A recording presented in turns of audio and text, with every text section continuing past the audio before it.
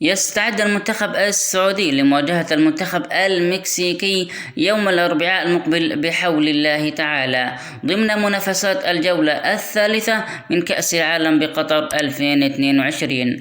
ومن المقرر أن يفقد المنتخب السعودي خدمات 4 لاعبين خلال المواجهة المقبلة أمام المنتخب المكسيكي، وهم عبد الإله المالكي.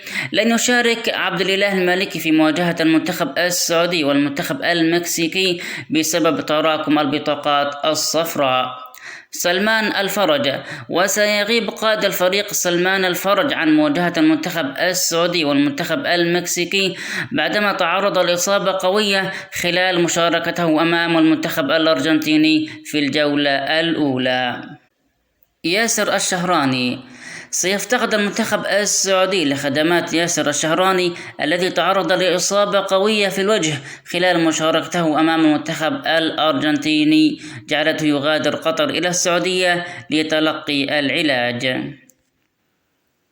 رياض شراحيلي، ويغيب رياض شراحيلي عن المشاركة مع المنتخب السعودي منذ انطلاق كأس العالم بعدما أصيب خلال تواجده مع بعثة المنتخب السعودي في قطر، ليغيب على أثرها عن التدريبات الجماعية ومباراة الأرجنتين الثلاثاء الماضي.